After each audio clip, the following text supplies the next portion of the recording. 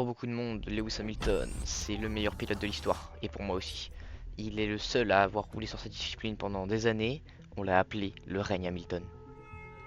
Que sa Mercedes soit grise, bleue, noire, on s'en fiche. Dans tous les cas, celui-là qui ressort vainqueur, c'est simplement Lewis Hamilton.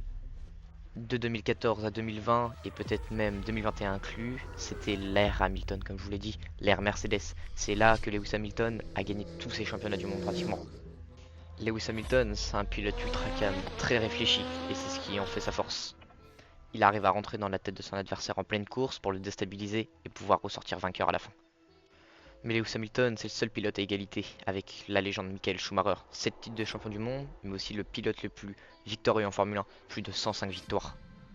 Mais Hamilton, c'est aussi 202 podiums et 104 pole positions. Sur 104 pole positions, le mec a gagné 105 fois. Lewis Hamilton, il mérite le respect de tous les pilotes, tous les fans de la Formule 1, peu importe si vous l'aimez ou pas. En 2021, Lewis Hamilton est le grand favori. Il est le favori pour un 8ème titre de champion du monde, ce qui est à peu près inatteignable. Il deviendrait le seul pilote avec plus de 7 titres mondiaux.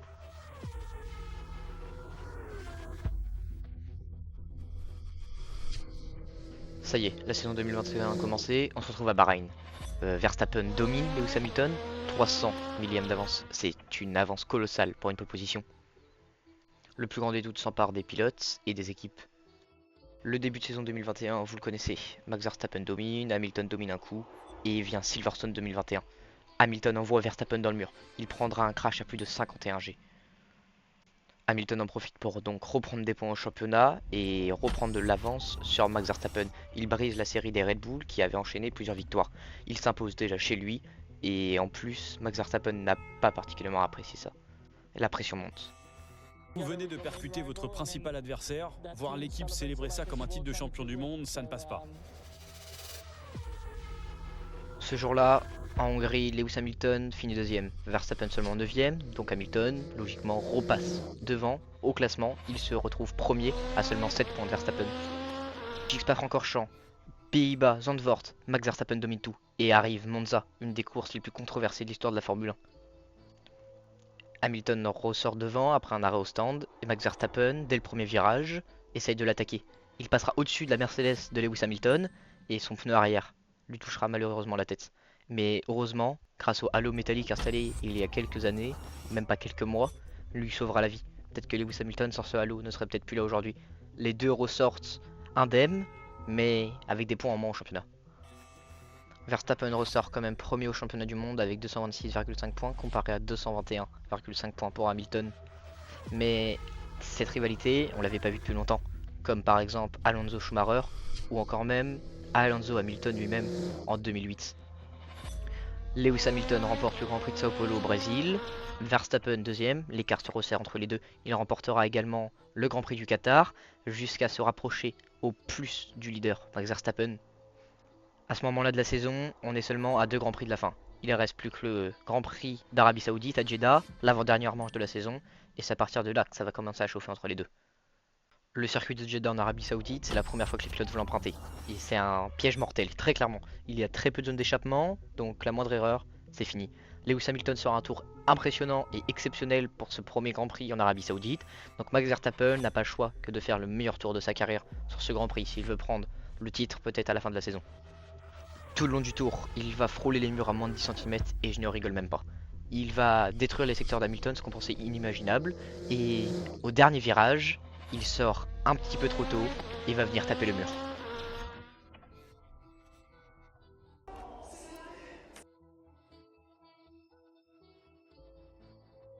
Red Bull est dévasté, Mercedes ont eu un petit coup de chance sur ça. Après une troisième relance, Max Verstappen prend la tête au premier virage. Lewis Hamilton ne va pas se laisser faire et un duel épique commence entre les deux pilotes. Max Verstappen coupe la piste après une manœuvre jugée trop dangereuse, il doit rendre la place à Lewis Hamilton. Verstappen fait une manœuvre très controversée et qui fera beaucoup polémique. Il fait ce qu'on appelle le break test. Avant de lui rendre la première place, il va freiner très fort d'un coup et Hamilton s'encastre dans l'arrière de la voiture de Verstappen. La Mercedes d'Hamilton est donc endommagée, mais n'oublions pas, Max Verstappen a coupé une partie du circuit en coupant un virage lors de leur duel quelques tours plus tôt. Il recevra 5 secondes de pénalité par la direction de course, donc Hamilton remporte bel et bien le premier Grand Prix de l'histoire de la Formule 1 à Jeddah. Mais après ce duel épique et impressionnant qui s'est déroulé en Arabie Saoudite, elles en sont où les stats? Lewis Hamilton et Max Verstappen sont à égalité de points, 369,5 points chacun. C'est du jamais vu en Formule 1. Arrive le dernier Grand Prix et la pression est à son maximum. Lui, Lewis Hamilton, il court avec sa Mercedes pour devenir le seul pilote de l'histoire avec un 8ème titre mondial. Tandis que lui, Max Verstappen, il essaye de devenir le plus jeune champion du monde de l'histoire de la Formule 1. Ça serait un cap énorme dans sa carrière. Chacun essaie de rentrer dans la tête de l'autre, mais tout en restant politiquement correct. Mais en tout cas, pendant la course, dans le paddock, c'est une vraie guerre entre Red Bull et Mercedes. Les deux éléments les plus importants, c'est ce qui va se passer en piste entre Verstappen et Hamilton et ce qui va se passer à la radio avec la FIA, la Fédération Internationale de l'Automobile, avec Red Bull et Mercedes. Lewis Hamilton sort un tour incroyable, mais Valtteri Bottas, lui, n'aura pas le même rôle que les coéquipiers de Max Verstappen. Sergio Pérez sacrifie totalement sa qualification en course pour donner de l'aspiration à Verstappen, ce qui lui fait gagner 300 millièmes au tour, ce qui est une avance colossale, comme je vous l'ai dit, pour une pole position.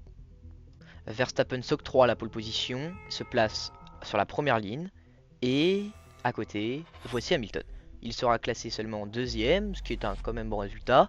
Il va opter pour des gommes jaunes, des gommes médium, qui durent beaucoup plus dans le temps, comparé à celles de Verstappen, des gommes soft, certes plus rapides, mais qui s'usent extrêmement vite comparé à celles d'Hamilton. Là, ça va être plus une guerre mentale, ça va être une guerre entre les écuries et les stratégies.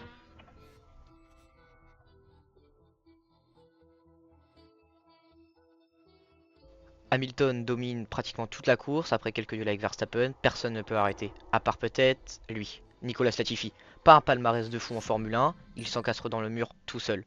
Ceci déploie la voiture de sécurité, et comme vous savez, la voiture de sécurité, ça réduit l'écart entre tous les pilotes, et ils doivent rouler à une vitesse réglementaire imposée par la direction de course.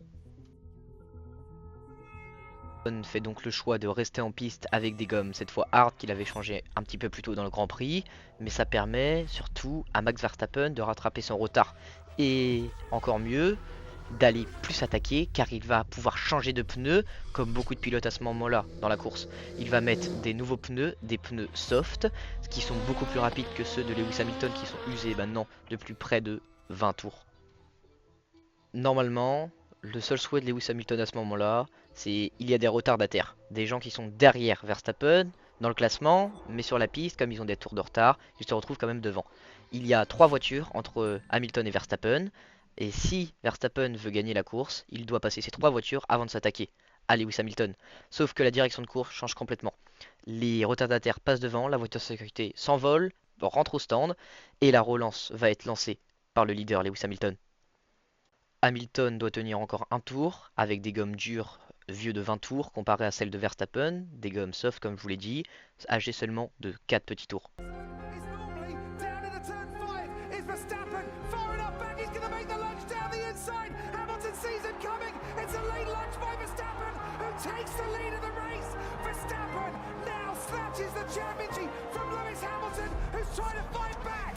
Lewis Hamilton though, down the back straight, he's got a slipstream, he almost touches Verstappen, they almost make contact into turn 9, Verstappen stays ahead of Lewis Hamilton, of all the drama, but the championship can only be won by one, and it's going Dutch in 2021, Max Verstappen, for the first time ever, is champion of the world. La direction de course n'a peut-être pas fait son travail correctement, mais dans tous les cas, Verstappen est titré champion du monde de Formule 1. Hamilton et Verstappen cette saison ont clairement tout donné, mais objectivement parlant, Hamilton était quand même très fort, mais Verstappen a gagné plus de qualifications, a remporté presque autant de Grands Prix qu'Hamilton, donc objectivement parlant, Verstappen a été meilleur sur cette saison 2021.